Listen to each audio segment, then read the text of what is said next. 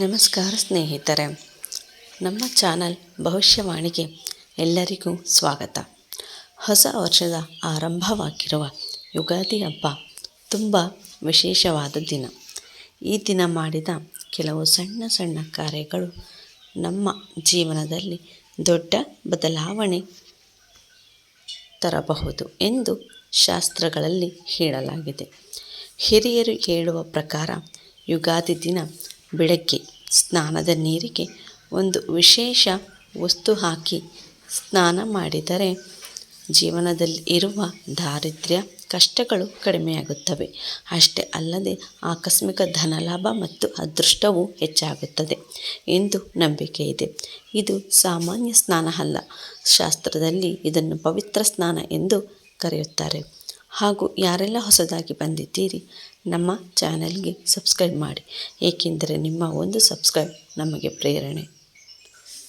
ಯುಗಾದಿ ದಿನ ಸ್ನಾನದ ನೀರಿಗೆ ಏನು ಹಾಕಬೇಕು? ಯುಗಾದಿ ದಿನ ಬೆಳಗ್ಗೆ ಸ್ನಾನ ಮಾಡುವ ನೀರಿಗೆ ಬೇವು ಎಲೆ, ಅರಿಶಿನ ಮತ್ತು ಸ್ವಲ್ಪ ಗಂಗಾಜಲ ಸ್ನೇಹಿತರೆ, ಅಥವಾ ತುಳಸಿ ಎಲೆ ಹಾಕಬೇಕು. ಈ 3 ವಸ್ತುಗಳನ್ನು ನೀರಿಗೆ ಹಾಕಿ ಸ್ನಾನ ಮಾಡಿದರೆ ತುಂಬ ಶುಭ ಎಂದು ಹೇಳಲಾಗಿದೆ. ಬೇವು ಎಲೆ ದೋಷಗಳನ್ನು ದೂರ ಮಾಡುತ್ತದೆ. ಅರಿಶಿನ ಲಕ್ಷ್ಮೀದೇವಿಯ ಅನುಗ್ರಹ ಕೊಡುತ್ತದೆ. ತುಳಸಿ ಅಥವಾ ಗಂಗಾಜಲ ಮನಸ್ಸು ಮತ್ತು ದೇಹವನ್ನು ಶುದ್ಧಗೊಳಿಸುತ್ತದೆ. ಈ ರೀತಿ ಸ್ನಾನ ಮಾಡಿದರೆ ಮನೆಯಲ್ಲಿರುವ ನಕಾರಾತ್ಮಕ ಶಕ್ತಿ ದೂರವಾಗುತ್ತದೆ ಎಂದು ನಂಬಿಕೆ ಇದೆ. ಸ್ನಾನ ಮಾಡುವ ಸರಿಯಾದ ಸಮಯ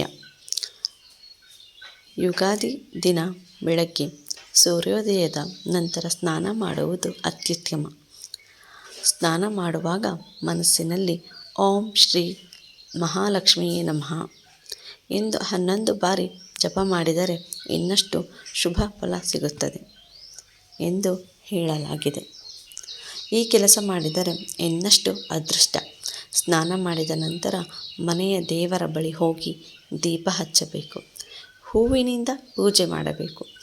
ದೇವರಿಗೆ ಬೆಲ್ಲ ಅಥವಾ ಸಿಹಿ ನೈವೇದ್ಯ ಇಡಬೇಕು.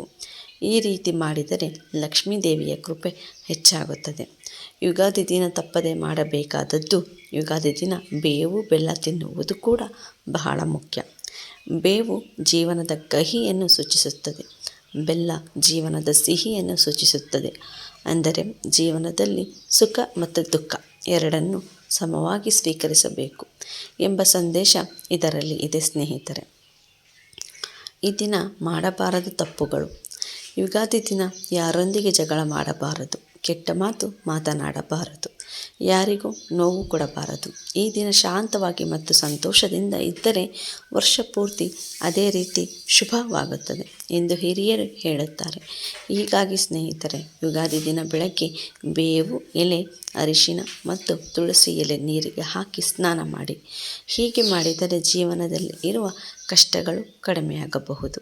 ಅಷ್ಟೇ ಅಲ್ಲದೆ ಆಕಸ್ಮಿಕ ಧನ ಲಾಭ ಮತ್ತು ಅದೃಷ್ಟವು ನಿಮಗೆ ಹೆಚ್ಚಾಗಬಹುದು.